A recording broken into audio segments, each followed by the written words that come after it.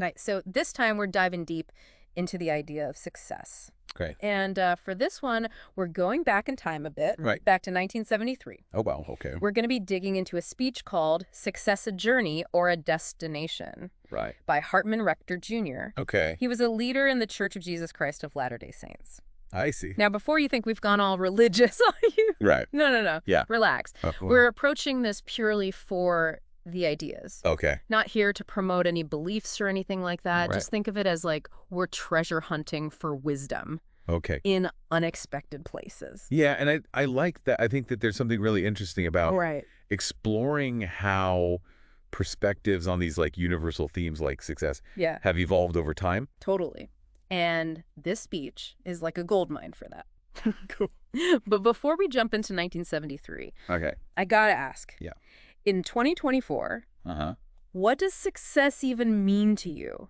Oh, that's a big question. It is a big question. Yeah, take a second to ponder that. It's like the foundation for this whole conversation, right? Exactly. Like our own definitions kind of color how we interpret everything else. 100%. Yeah. And Rector Jr. starts there too. Okay. He throws out the dictionary definition first. Okay. The favorable termination of a venture, Mm-hmm. which almost makes it sound like success is dangerous. Yeah. Like it requires taking a risk. It doesn't play a leap of faith, doesn't it? Totally. Yeah, it reminds me of how we often view entrepreneurs today, Yeah. right? These people that put it all on the line. For a chance at success. Exactly. Yeah. But then he hits us with what was likely the common view back then, Okay. the attainment of wealth, favor, or eminence. Hmm. It's like the stereotypical 70s image of success. Yeah, I can see that. Right. It's very materialistic. Yeah. And honestly, it's not that different from what a lot of people think of today, right? Totally. I think so. Still material wealth, Yeah. social status, Big time. huge. Yeah. But this is where Rector Jr. throws a curveball. Okay. He introduces this other idea. Okay. True success hinges on finding real joy. Okay. Not just happiness, Right. but like deep down real joy. That's where things get really interesting. Yes. Because it's a shift from external markers of success to something internal, Yes. something way more meaningful. And that's where his main argument flows from. Okay. He says you can't be successful if you're not happy, Okay. like truly happy. Hmm. And he links this to gratitude Right. and being content with what you have. Yeah. Which I know what you might be thinking. What am I thinking? Easier said than done, right? Right. Especially in our go-getter hustle culture world. Totally. Like contentment can seem almost counterintuitive. Right. Like who has time for that? Exactly. And Rector Jr. knew this wasn't some like groundbreaking concept. Right. So he illustrates it with this story. Okay. I like a good story. Oh, it's a good one. All right. Get this. It's about a boat. A boat? I Okay. know, right? A boat. Okay. Now I got to hear this. So picture this, this guy goes out and buys this fancy new boat. But here's the catch. He can't really afford it. Oh, no. He's working himself to the bone, like extra shifts, you name it, What? to make the payments on this boat. I can already tell this is like a metaphor. Oh, absolutely. Yeah. So this boat owner, he's so proud of his purchase, Right. wants to show it off, asks Rector Jr. what he should name it. Okay. And Rector Jr., in like classic dry humor fashion, Yeah. says, why not call it the Sabbath Breaker? Ouch. Why? The Sabbath breaker. Because, of course, the only day this poor guy is free to enjoy his boat Oh, right. is on Sunday.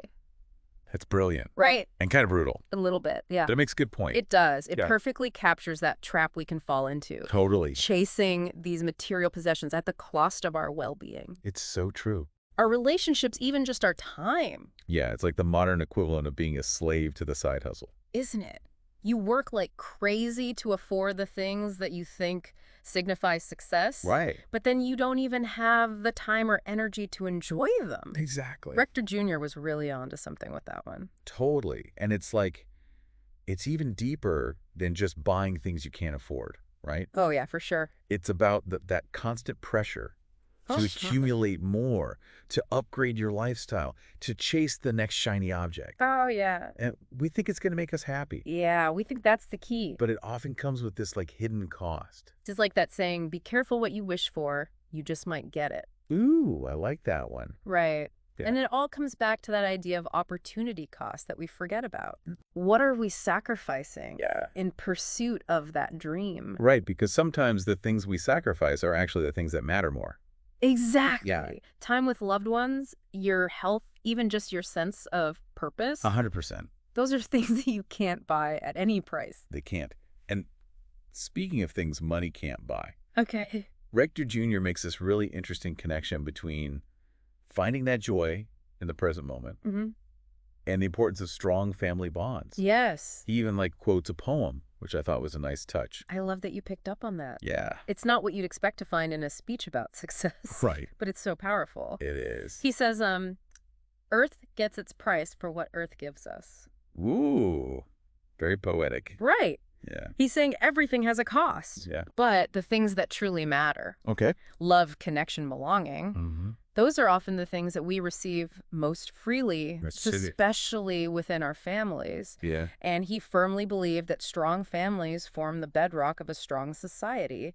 And that's such a critical point, especially when you think about this social landscape back then versus now. Totally. In the 1970s, you had all this stuff going on, like shifting family dynamics, traditional roles being challenged.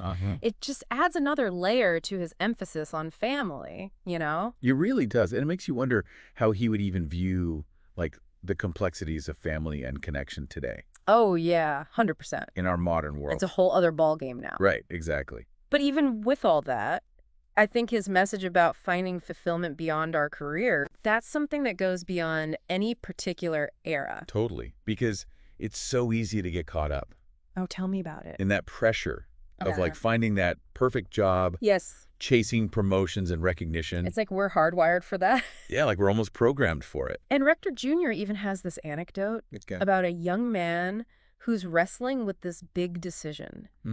Should he go on a mission trip or buy a dune buggy? A dune buggy. That's amazing. You can practically hear the gears turning in this guy's head. Oh, totally.